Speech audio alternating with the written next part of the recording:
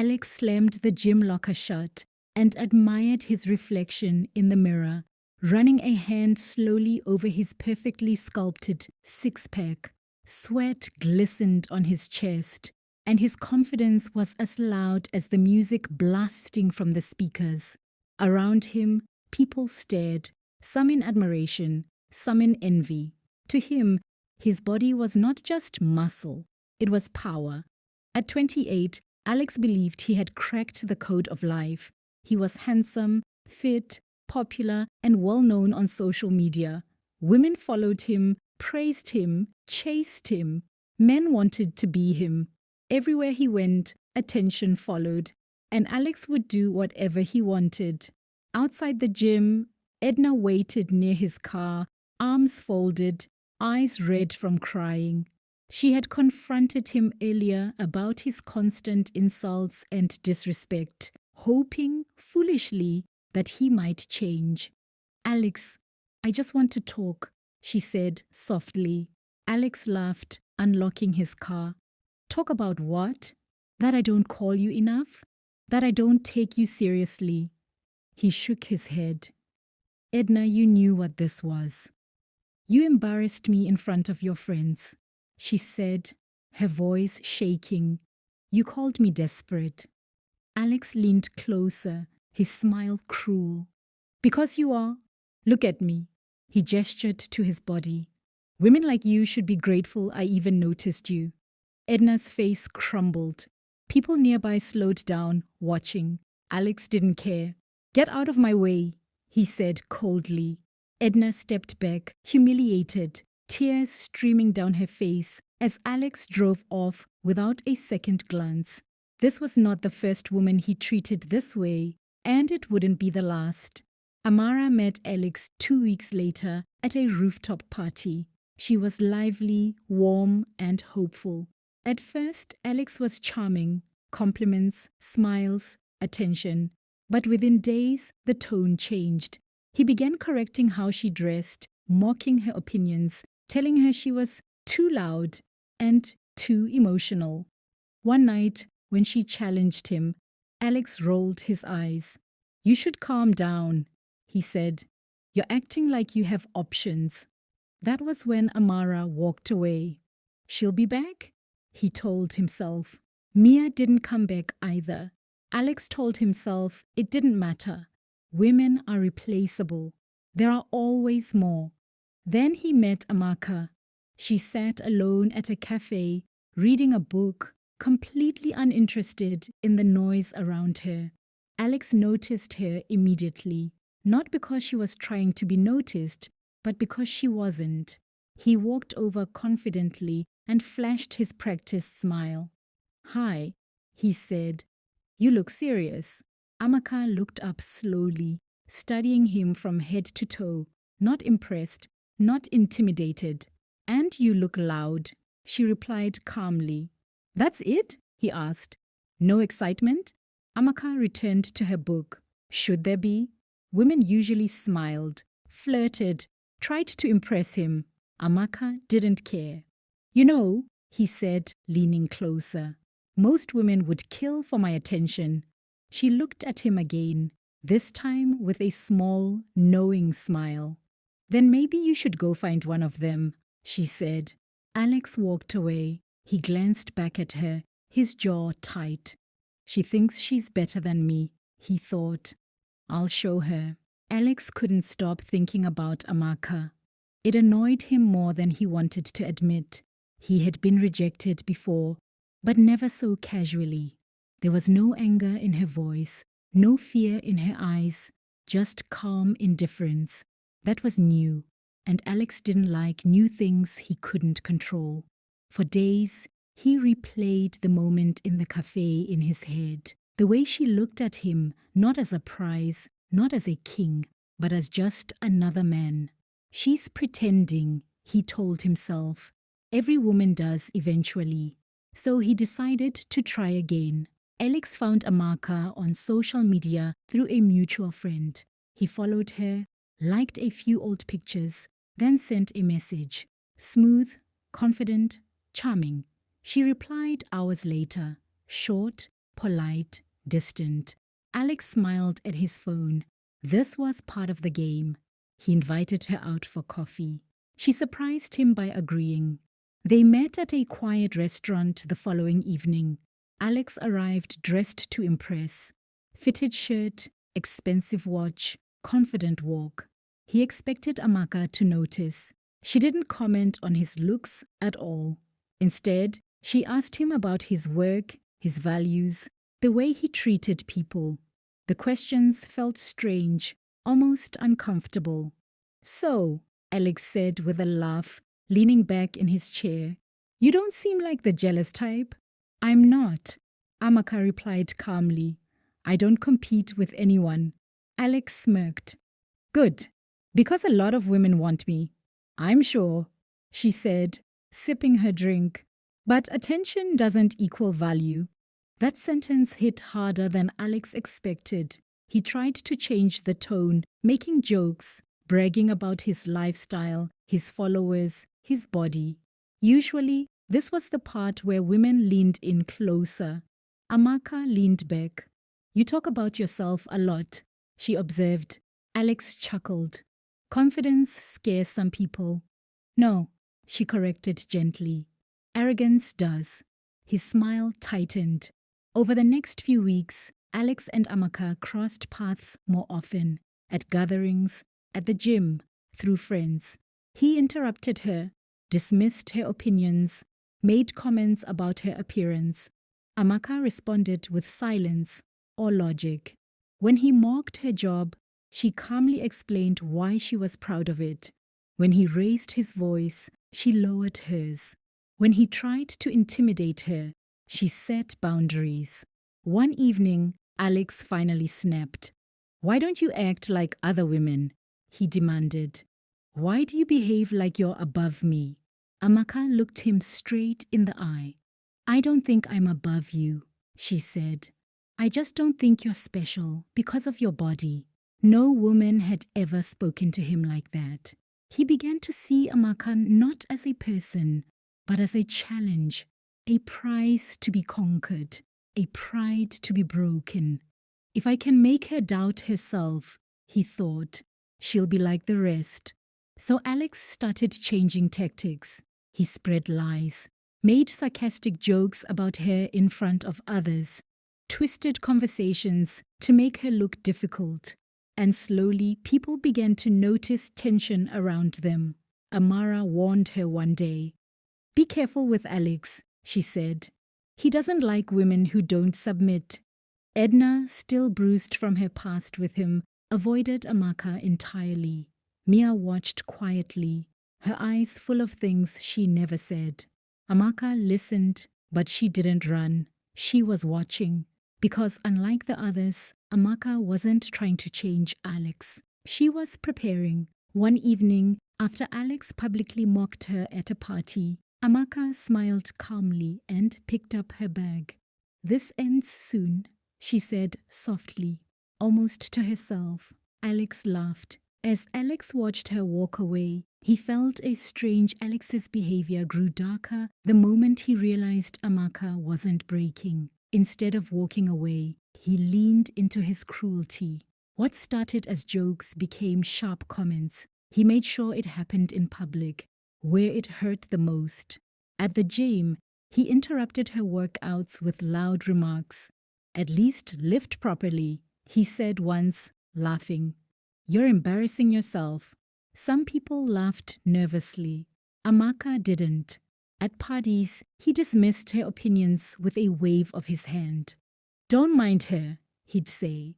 "She's always too serious." Amaka noticed something important. Alex needed an audience. Without people watching, his power faded. So she stopped reacting completely. No arguments, no explanations. Behind the scenes, Amaka began to document everything. She saved messages, recorded voice notes, took screenshots. She didn't do it out of anger. She did it with clarity. She knew that people like Alex only survived because their cruelty stayed hidden. Meanwhile, cracks started to show. Alex's temper flared more easily. His smiles felt forced. At the gym, people whispered. A few women quietly distanced themselves. Mia, who had once been silent, finally spoke to Amara and Edna. He did the same thing to me, Mia admitted. I just didn't have the strength to say anything. Edna nodded slowly. Neither did I. Alex noticed the change in energy but blamed everyone else. They're jealous, he told himself. One evening, Alex confronted Amaka after a gathering. You think you're smarter than everyone, he snapped. Always acting calm like you're untouchable. Amaka looked at him evenly. No, Alex, she said. I'm just not afraid of you. That sentence hit harder than any insult. You should be careful. People like me can make life difficult. Amaka met his eyes without flinching. And people like you forget that witnesses exist. Alex laughed it off. That night, something happened. Alex lost control at a club. When a woman rejected his advances, he shouted at her, grabbed her wrist, and insulted her loudly. Phones came out. People stared. Security stepped in. Amaka wasn't there. But the video found its way to her phone the next morning.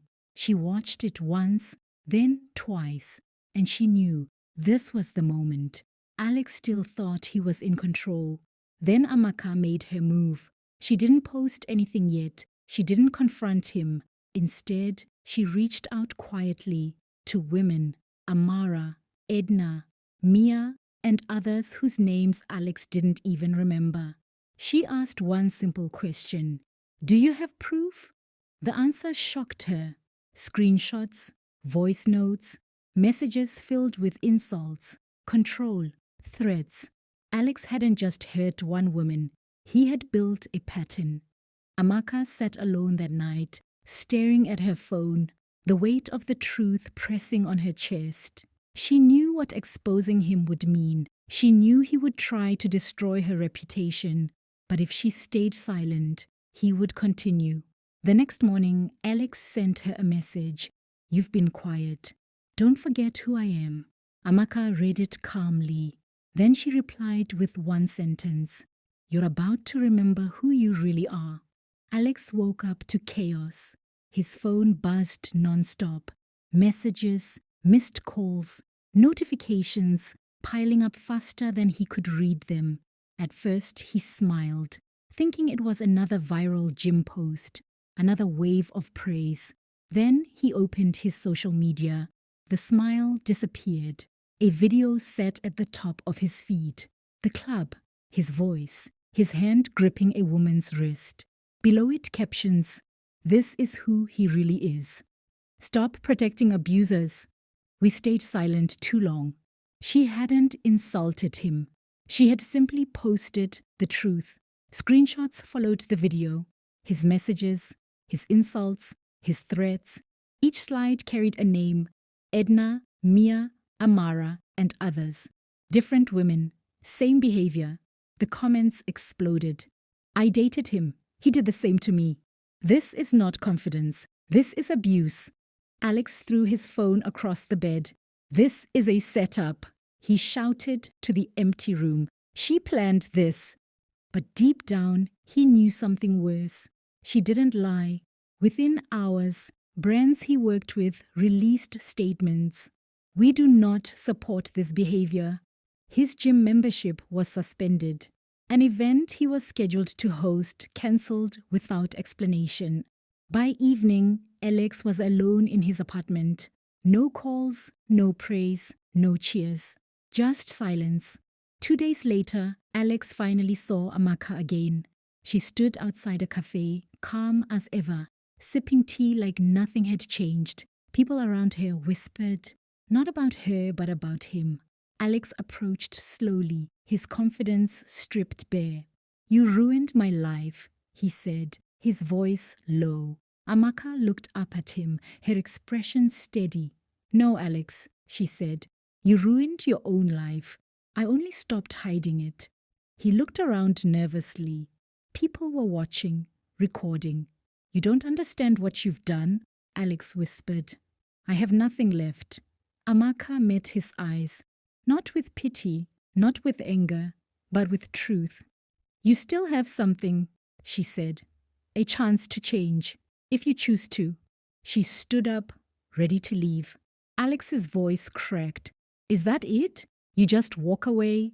Amaka paused. This was never about destroying you, she said softly. It was about stopping you. She walked away without looking back. That night, alone in his apartment, Alex scrolled through old messages, women begging for attention. He sat on the floor, his back against the wall, and for the first time, tears came, not because he was caught, but because he finally saw himself clearly. Alex spent days indoors. For the first time in his life, no one cared about his body. His phone buzzed. It wasn't admiration. It was reminders of what he had lost. Contracts gone, friends gone, influence gone. What hurt the most was not the loss of fame. It was the loss of control. He replayed everything in his head. Edna crying in the parking lot. Mia's tired eyes. Amara walking away without looking back. And Amaka standing firm when he tried to break her. One evening, Alex returned to the gym late, hoping to work out unnoticed. He lifted his weights. His strength felt meaningless. His arms shook, not from effort, but from shame. An older man nearby watched him quietly. You lift like someone angry, the man said. Alex scoffed. You don't know me? The man smiled slightly. I know enough. Men who rely on muscles usually do so because something inside is weak. The words hit Alex hard. He dropped the weight and sat down, breathing heavily. I thought being strong meant being feared, Alex admitted quietly. The man shook his head. No, strength is restraint, respect, responsibility. That night, Alex couldn't sleep. For the first time, he stopped blaming Amaka. He stopped blaming women. He blamed himself. Weeks passed. Slowly, Alex began to change. He attended counseling. He listened more than he spoke. He reached out, not to explain, not to defend, but to apologize. Some women ignored him. Some told him plainly that forgiveness didn't mean access. And for the first time, Alex accepted that. One afternoon, he saw Amaka again, by chance, at the same cafe where they first met. She noticed him too. There was no tension this time, just quiet distance. Alex stood up, unsure if he should speak. I just wanted to say thank you. Amaka studied him for a moment. For what? She asked. For stopping me, he replied. I was becoming someone dangerous. Amaka nodded slowly. Accountability is where change begins. I'm still learning, Alex said. I know muscles didn't make me strong. They just hid who I was. Amaka picked up her bag. Then keep learning, she said. That's your responsibility, not a woman's reward. She walked away calmly, leaving Alex standing there, not defeated, but finally aware. As Alex sat back down, six-pack no longer defined him. He finally understood something that no one had been able to teach him before. Respect is not demanded. It is earned. And strength is not proven by how many people you can control, but by how many you choose not to harm. Moral of the story: physical appearance may attract attention, but character determines destiny. Those who use strength to intimidate others will eventually face a lesson they cannot overpower. True strength is respect, accountability, and humanity. If this story kept you entertained, please subscribe to Tales African by Mary. Tap the notification bell so you'll be the first to receive every new story. Tell us in the comments, what do you think about today's story? And don't forget to share it with your family and friends. Till I come your way again, stay blessed.